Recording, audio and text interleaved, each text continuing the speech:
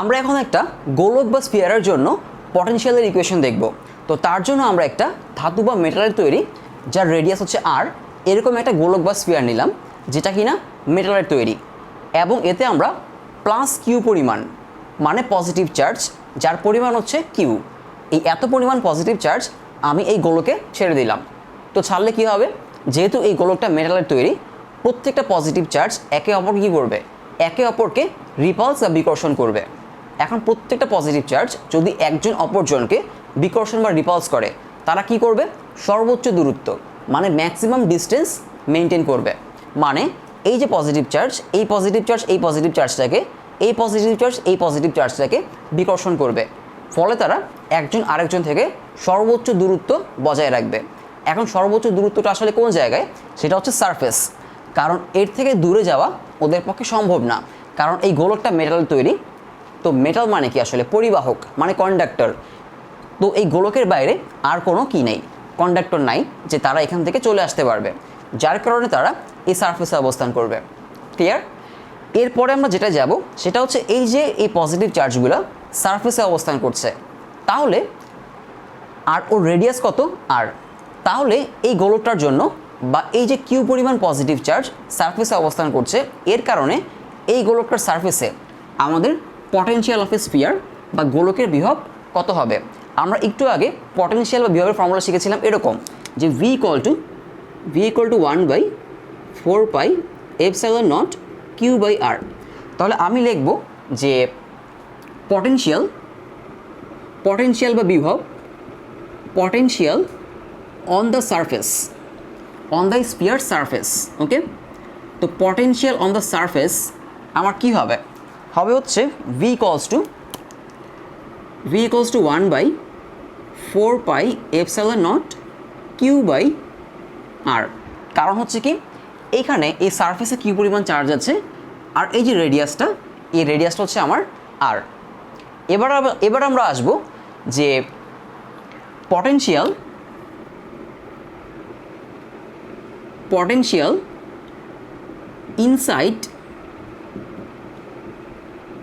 Inside the sphere,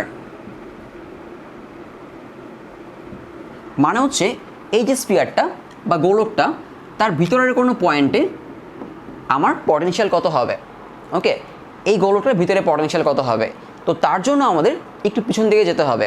আমরা যখন electric field intensity পড়েছিলাম, তখন কি পড়েছিলাম, আমরা যদি কোনো জায়গায় একটা পজিটিভ চার্জকে রাখি, তাহলে কি হয়, তার চারদিকে আমরা এরকম কিছু ইলেকট্রিক ফিল্ড লাইন দেখতে পারি, তাই না?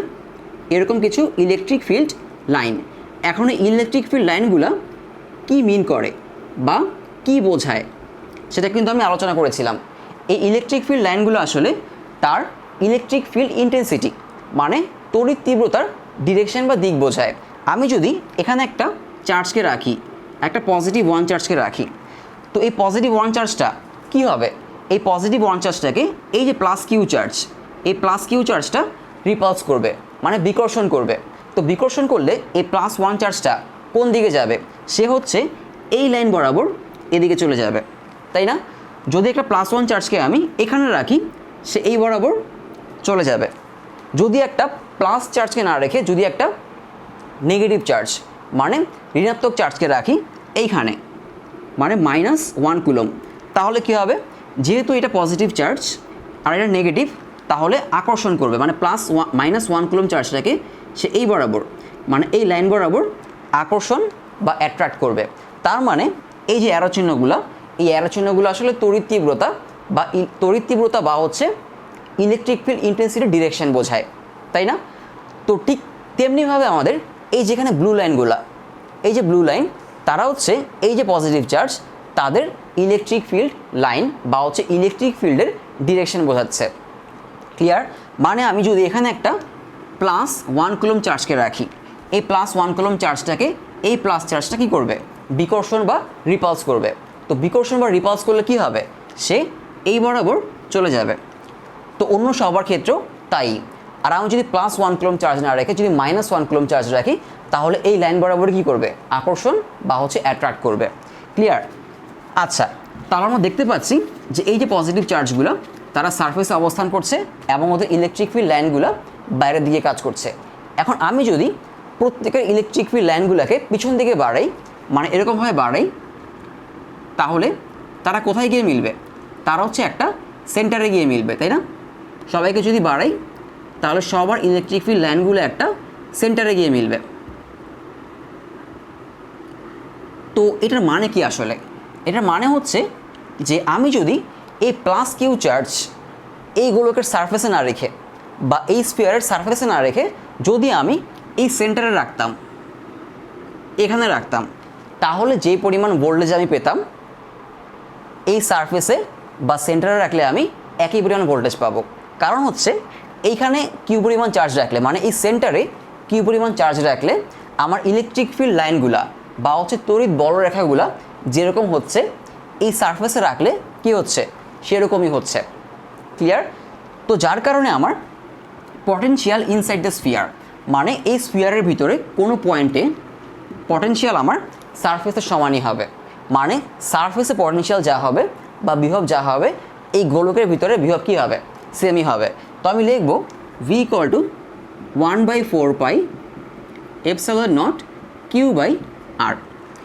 এর মানে হচ্ছে ধরো তোমাকে একটা ম্যাথ দেওয়া হলো এরকম যে এই যে গোলকটা তার রেডিয়াস বা ব্যাসার্ধ হচ্ছে আর ইকুয়াল টু 5। এখন বলা হলো এর সারফেসে পটেনশিয়াল বা বিভব কত। তুমি যেটা করবা এই আর এর জায়গায় 5 বসাবা, কারণ তোমাকে সারফেসে মানে হচ্ছে পৃষ্ঠে বের করতে বলা হচ্ছে, পৃষ্ঠে বিভব বা পটেনশিয়াল বের করতে বলা হচ্ছে। তো 5 বসাবা কারণ রেডিয়াস 5। এখন যদি বলে 3 মিটার এবং এই 3 মিটার কোত্থেকে? সেন্টার থেকে, মানে এইখান থেকে 3 মিটার দূরে। তো এইখান থেকে এইটুকু হচ্ছে কত? এখান থেকে সারফেস পর্যন্ত হচ্ছে 5 মিটার। তো 3 মিটার হবে কত? 3 মিটার কিন্তু এখান থেকে ভিতরে কোথাও হবে, তাই না? তখন তুমি যেটা করবা এই আরের জায়গায় 3 বসাবা না, এই 5ই বসাবা। কারণ হচ্ছে যেটা বললাম সারফেসের বিভব আর ভিতরের সব পয়েন্টের বিভব বা পটেনশিয়াল আসলে কি সমান। তো তোমাকে যদি ভিতরের কোনো পয়েন্টে বিভব বা পটেনশিয়াল বের করতে বলে তুমি যেটা করবা রেডিয়াসটা এখানে বসাবা। তার মানে সারফেসের বিভব আর ভিতরের বিভব কি সব জায়গায় বিভব বা পটেনশিয়াল একটা স্ফিয়ারের জন্য কি সমান। ক্লিয়ার? আচ্ছা, এবার যদি আমরা এই যে স্ফিয়ার তার থেকে বাইরে চলে আসি, আমি লিখব যে পটেনশিয়াল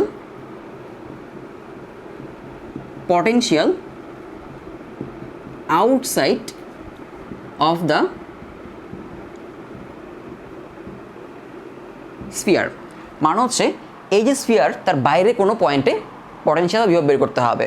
তো বাইরে পয়েন্ট বলতে আমি এখানে একটা পয়েন্ট নিলাম, সাপোজ এই পয়েন্টে আমার পটেনশিয়াল বা বিভব কী করতে হবে?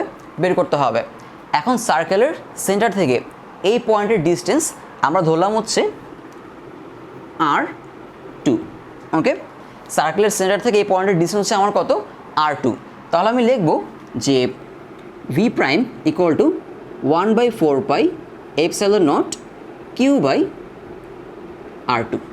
ওকে, মানে সার্কেলের বাইরে কোনো পয়েন্টে যদি তোমাকে বিভব বা পটেনশিয়াল বের করতে বলে তাহলে তোমাকে যেই ডিস্টেন্স বলা থাকবে সেন্টার থেকে, যেই ডিস্টেন্স বলা থাকবে সেই ডিস্টেন্সটাই নিবা। ক্লিয়ার? এখন একটা জিনিস চিন্তা করো, এই যে ভি মানে পটেনশিয়াল কিন্তু আমাদের কি, এই পটেনশিয়াল হচ্ছে আমাদের ভি প্রপোর্শনাল টু 1/r², তাই না? মানে বিভব বা পটেনশিয়াল হচ্ছে আমার সেন্টার থেকে ডিস্টেন্সের কি স্কোয়ারের রেসিপ্রোকাল, মানে ব্যস্তানুপাতিক। সো ডিস্টেন্স যত বাড়বে তত পটেনশিয়াল বিভব কী হবে? কমতে থাকবে। এটা যত বাড়বে এটা কী হবে? তত কমবে। কিন্তু ভিতরের সব পয়েন্টেই কি আমার পটেনশিয়াল কি বা বিভব সমান। এই সারফেস পর্যন্ত আমার পটেনশিয়াল বিভব সমান থাকবে। যত আমরা বাইরে আসতে থাকবো পটেনশিয়াল বিভব কী হতে থাকবে? কমতে থাকবে। ক্লিয়ার? একটু পরে আমরা এটা গ্রাফে শো করব। তার আগে আমি আরেকটা জিনিস দেখাবো, সেটা হচ্ছে তড়িৎ তীব্রতা বা হচ্ছে ইলেকট্রিক ফিল্ড ইন্টেন্সিটি। এই সার্কেলের জন্য তড়িৎ তীব্রতা বা ইলেকট্রিক ফিল্ড ইন্টেন্সিটি কী হবে? তো আমি লিখব আবার যে ইলেকট্রিক ফিল্ড বা তড়িৎ তীব্রতা। Okay, electric field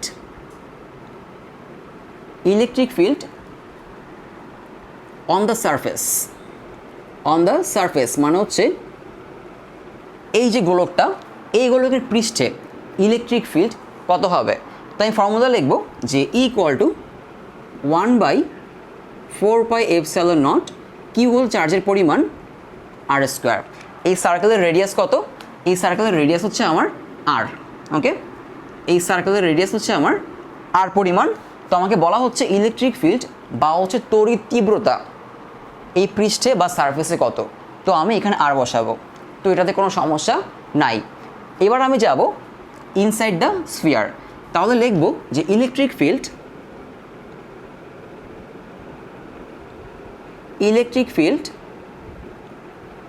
inside the sphere, সেটা কি হবে? সেটা হবে হচ্ছে E=0। ওকে, কারণ হচ্ছে কোনো জায়গায় যদি কোনো চার্জ না থাকে তাহলে সেখানে ইলেকট্রিক ফিল্ড 0 হয়। তো আমরা একদম প্রথমেই বললাম, যদি আমরা সারফেসে কোনো বা এই যে মেটাল গোলক, একটা মেটালের স্ফিয়ার, এখানে যদি আমরা কোনো প্লাস চার্জ দিই, কিউ পরিমাণ প্লাস চার্জ, প্রত্যেকটা প্লাস চার্জ এই সারফেসে অবস্থান করে, ভিতরে কোনো চার্জ থাকে না। সো এটার ভিতরে কোনো ইলেকট্রিক ফিল্ড বা তড়িৎ তীব্রতা নাই, সেটা হবে 0। এবার আমরা আসি যে এই পয়েন্টে, মানে সেন্টার থেকে R2 পয়েন্টে, মানে হচ্ছে এই স্ফিয়ারের বাইরে কোনো পয়েন্টে। তো আমি লিখলাম যে potential outside the electric field outside the sphere, electric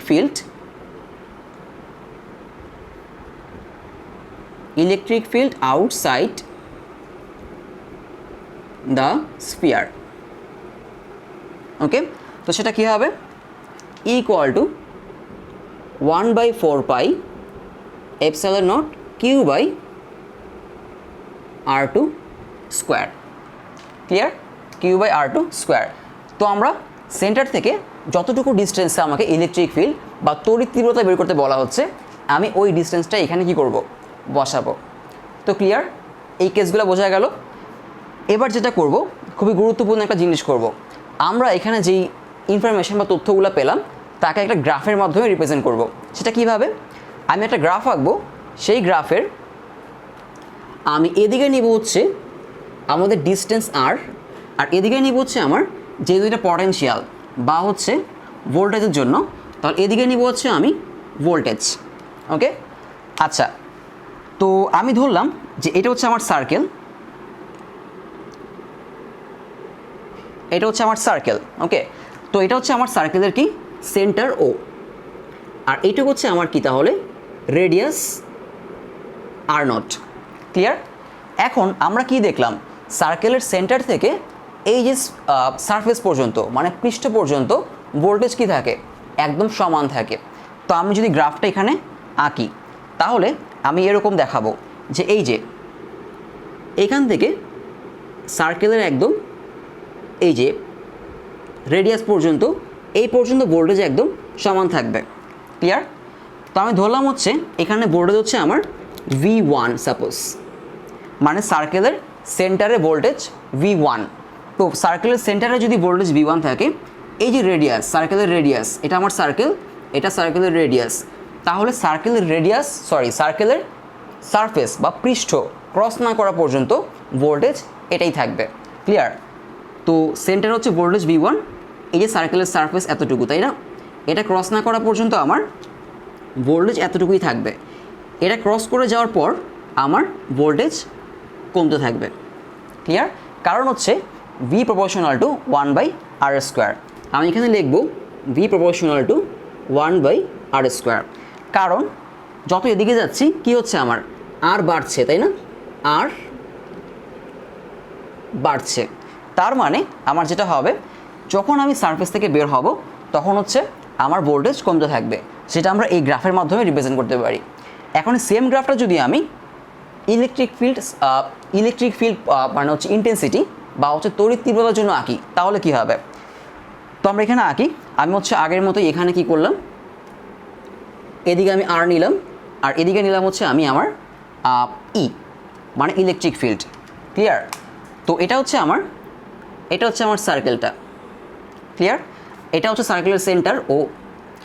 আচ্ছা, এবার একটা জিনিস চিন্তা করি যে electric field on the surface হচ্ছে এটা। Clear? Electric field inside the sphere কী হবে? 0। তার মানে এইটুকুর মধ্যে কোনো ইলেকট্রিক ফিল্ড বা কোনো ই থাকবে না। ওকে, তো আমরা যখন সারফেস থেকে বের হব, মানে এখান থেকে বের হব, তারপরে আমার এখানে একটা ই থাকবে এবং এখান থেকে যত সামনে যাব তত ই কমতে থাকবে। ক্লিয়ার? পটেনশিয়াল বা ভোল্টেজের ক্ষেত্রে আমার এই যে ভিতরে মানে সার্কেলের ভিতরে আমার এতটুকুর মধ্যে পটেনশিয়ালটা কি ছিল? কনস্ট্যান্ট বা হচ্ছে ধ্রুবক ছিল, চেঞ্জ হয় নাই। এখানে আমার সার্কেলের ভিতরে মানে এই জায়গাটুকুতে কোনো কি নাই, ইলেকট্রিক ইন্টেন্সিটি বা হচ্ছে ইলেকট্রিক ফিল্ড নাই, মানে হচ্ছে ই ইকুয়াল টু 0। যখন আমি সারফেস থেকে বের হব তখন আমি ম্যাক্সিমাম কি পাবো? এই পয়েন্টে হচ্ছে আমার ম্যাক্সিমাম ইন্টেন্সিটি। এই পয়েন্ট হচ্ছে আমার ম্যাক্সিমাম ইন্টেন্সিটি, মানে সর্বোচ্চ। এইটা ক্লিয়ার? এটা হচ্ছে আমার সর্বোচ্চ।